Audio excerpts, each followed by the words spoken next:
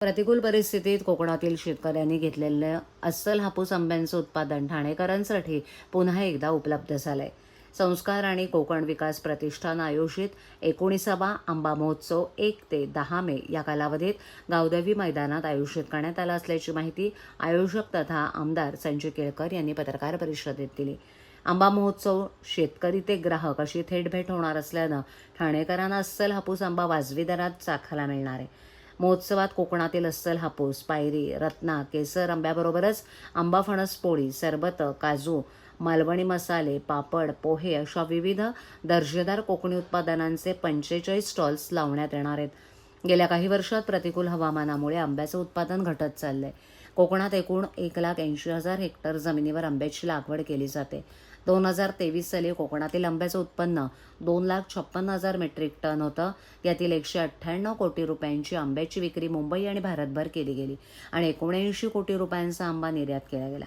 दरवर्षी हे उत्पन्न घटत जाऊन 2024मध्ये 1,28,000 मेट्रिक टन होतं आणि 126 कोटींचा आंबा विकला गेला, तर 54 कोटींच्या आंब्याची निर्यात केली गेली. यावर्षी अवेळी पडलेला पाऊस, ढगाळ वातावरणामुळे काही ठिकाणी मोहोर जळून गेला, तर काही ठिकाणी फळगळ झाली आणि थ्रिप्स रोग, तुडतुडा कीटकांच्या प्रादुर्भावामुळे 15% आंबा पीक हाती लागलंय. त्यामुळे मागील 11 वर्षांपासून सातत्यानं कोकणातील शेतकरी आर्थिक संकटात आहे. त्यामुळे या साऱ्या परिस्थितीचा चोखंदळ आणि समंजस ठाणेकर सहानुभूतीनं विचार करेल आणि आपली जास्तीत जास्त खरेदी आंबा महोत्सवात करून कोकणातील शेतकऱ्यांना पाठबळ देईल असा विश्वास संजय केळकर यांनी व्यक्त केला. यावेळेला पत्रकार परिषदेत संस्कार सेवाभावी संस्थेचे अध्यक्ष आमदार संजय केळकर यांच्यासह आमदार निरंजन डावखरे, माजी उपमहापौर सुभाष काळे, अशोक भोईर, नगरसेवक सीताराम राणे, भरत चव्हाण, विकास पाटील, कोकण विकास प्रतिष्ठानचे राजेंद्र तावडे, संस्कार संस्थेचे महेश विनेरकर इत्यादी उपस्थित होते.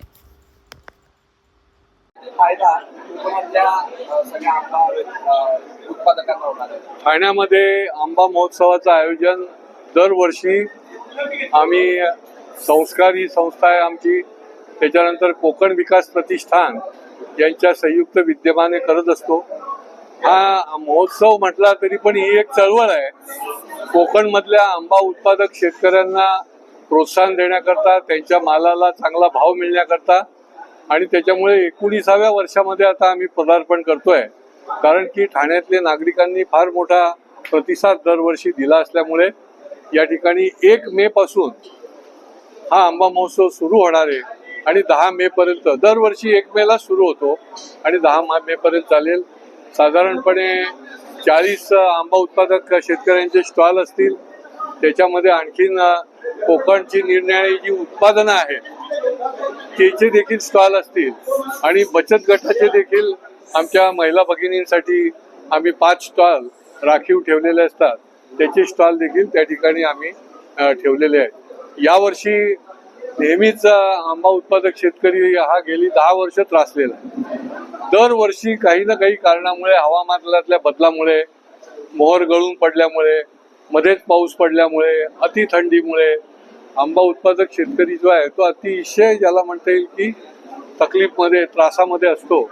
पण तो त्याची धीर आणि धैर्य सोडत नाही आणि त्याच्यामुळे तो आवर्जून जो आंबा हातात येईल तो घेऊन या ठिकाणी विक्री करता येतो. आणि ठाणेकरांना आणि आसपासच्या सर्व नागरिकांना मी आवाहन करीन की आमच्या या बळीराजाला, आंबा उत्पादक शेतकऱ्याला बळ द्या, त्याला प्रतिसाद द्या. वाजवी भावामध्ये दर्जेदार, कुठल्याही पद्धतीची प्रक्रिया न केलेला अशा प्रकारचा कोकणातल्या विविध भागातला आंबा जो आहे तो या ठिकाणी उपलब्ध असेल.